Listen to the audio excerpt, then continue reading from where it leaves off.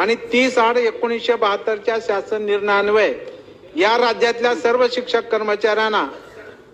जुनी पेन्शन योजनेच्या देण्याच्या बाबतीमध्ये सन 1982 मध्ये हा नियम केला, कायदा केला आणि राज्यातल्या शिक्षक असो किंवा जरा शांत राहा ना, महत्वाचा विषय, सर्व शिक्षक आणि कर्मचाऱ्यांना ही जुनी पेन्शन योजना देण्याचा निर्णय सभापती महोदय झाला। आज इतके वर्ष झाली सभापती महोदय, महाराष्ट्र हे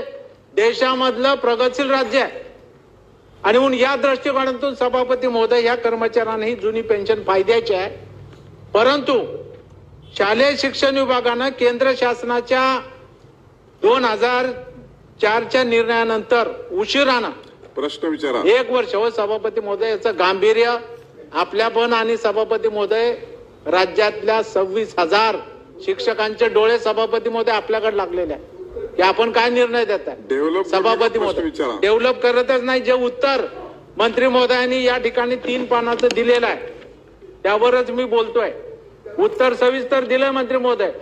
पण आपल्याकडून जे दादा उत्तर पाहिजे होतं ते मिळालं नाही, याचा आम्हाला खेद वाटतोय की आपले नेते माननीय तत्कालीन मुख्यमंत्री एकनाथरावजी शिंदे साहेबांनी स्वतः या बाबतीत बैठक घेतलेली होती आणि सुप्रीम कोर्टामध्ये राज्य शासन सकारात्मक आपलं शपथपत्र दाखल करेल, ह्या सगळ्यांना आम्हाला जुनी पेन्शन द्यायची असं आश्वासन सभापती महोदय दिलेलं होतं। त्या आश्वासनाची काय पूर्ती झाली याचं उत्तर आदरणीय शिक्षण मंत्री देतील काय? आणि त्याप्रमाणे या राज्यातल्या दिनांक 1 नोव्हेंबर 5 पूर्वी जेव्हा ही जुनी पेन्शन लागू होती सभापती महोदय, नवी लागूच नव्हती, 1 नोव्हेंबर 5 नंतर डीसीपी संशोधन पेन्शन योजना आणि आता त्यानंतर त्या ठिकाणी सुधारित पेन्शन योजना लागू झाली सभापती महोदय। पण जुनी लागू असताना त्यांची सेवानियुक्ती दिनांक तुम्हाला पण माहिती आहे सभापती महोदय, आपण पण टीचर होताय, 1 नोव्हेंबर 5 पूर्वी जे सेवेत आले त्यांना जुनी पेन्शन लागू होती, त्यांना ती जुनी द्यायला गरजेची होती पण ती दिली नाही का? तर तुमची शाळा ही 1 नोव्हेंबर 5 नंतर 100% आली, त्याच्यामध्ये आमचा दोष का सभापती महोदय? आमच्या शिक्षक कर्मचाऱ्यांचा अनुदान न देणं सरकारचा निर्णय, पण आम्ही जर 1 नोव्हेंबर 5 पूर्वी लागलेला असलो तर कायद्यानं नियमानं सभापती मध्ये जुनी पेन्शन सरकारनं देणं गरजेचं आहे। असं असताना दुसरीकडे मात्र ज्यांची जाहिरात 1 नोव्हेंबर 5 पूर्वीची होती, आपणच निर्णय घेतला दादा, आपल्या नेत्यांनी माननीय मुख्यमंत्री एकनाथ शिंदे साहेबांनी आम्ही त्याचं अभिनंदन केलं, स्वागत केलं की ज्यांची जाहिरात 1 नोव्हेंबर 5 पूर्वीची होती पण नियुक्ती 1 नोव्हेंबर 5 नंतरची होती, अशांना सर्व शासकीय कर्मचाऱ्यांना दादा आपण जुनी पेन्शन योजना लागू केली आपल्या काळामध्ये आता गेल्या वर्षी। मग सभापती महोदय असं असताना या आमच्या 26,000 लोकांना आपण का वंचित ठेवलेला आहे, यांना आपण कोर्टाची पायरी चढण्याला का मजबूर केलेला आहे? म्हणून सभापती महोदय या ठिकाणी मी सरकारला हात जोडून विनंती करेन की शेवटी हा सगळ्या शिक्षक कर्मचाऱ्यांचा भविष्याचा नव्हे तर उदरनिर्वाहाचा सेवानिवृत्त झाल्यावर करायचं काय हा अंधार त्यांच्या समोर सभापती महोदय सगळं कुटुंब वाऱ्यावरती येणार आहे। म्हणून साठी सरकारनं सकारात्मक दृष्टिकोन ठेवून या सगळ्या शिक्षक कर्मचाऱ्यांना जुनी सभापती महोदय आपण पण उत्तर वाचलं, किती समित्या झाल्या सभापती महोदय? हे 24 जुलै 2019 ला एक समिती, 18, 12, 20 ला एक सम्यक समिती, त्यानंतर 13 ऑगस्ट 24 ला एक आयुक्तांची समिती, 3 सभापती महोदय समित्या झाल्या आणि वारंवार सभापती महोदय प्रश्नाकडेच येतो आता, वारंवार या समितीने अहवाल सुद्धा दिलाय पण शासनाचं उत्तर काय? एवढा खर्च आहे। मंत्री महोदय खर्च तर येणारच आहे आणि हा खर्च का आजचा नाहीये,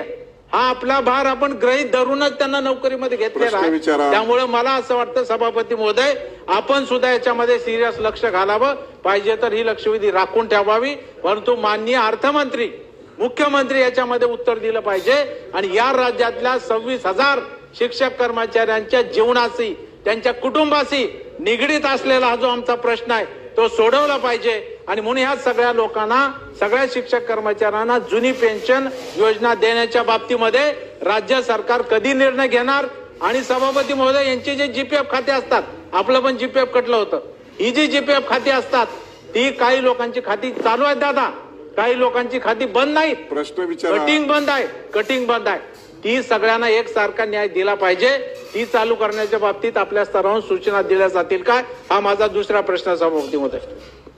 मंत्री महोदय, सुधाकर आडवाले, धीरज लिंगाडे, अभ्यंकर, किशोर दराडे आणि आसगावकर एवढ्या सदस्यांना आपल्याला बोलायचे आणि त्यामुळे तुमच्या उत्तरातून आता प्रश्न शिल्लक राहणार नाही असं उत्तर द्या. सभापती महोदय, सन्माननीय सदस्य डॉक्टर विक्रमजी काळे सर,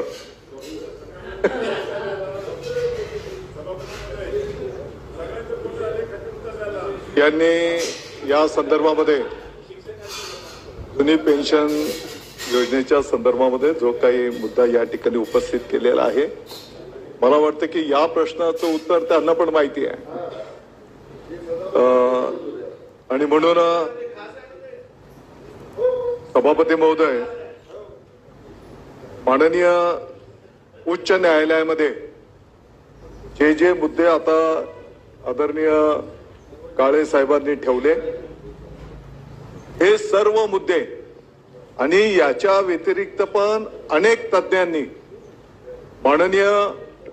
उच्च न्यायालयाच्या समोर हे सर्व मुद्दे ठेवले. ते सर्व मुद्दे न्यायालयाच्या समोर ठेवल्याच्या नंतर माननीय उच्च न्यायालयाच्या खंडपीठाने त्या ठिकाणी 23 एप्रिल 2019 आणि 26/8/2019 या संदर्भातले जजमेंट त्या ठिकाणी दिलेले आहेत आणि त्या जजमेंटनुसार 10 मे 2019 शासन निर्णय त्या ठिकाणी काढण्यात आलेला आहे. साधारणपणे या सर्व प्रक्रियेमध्ये शासन कर्मचाऱ्याची व्याख्या त्या ठिकाणी अधोरेखित करण्यात आलेली आहे आणि या सर्व बाबींच्या संदर्भामध्ये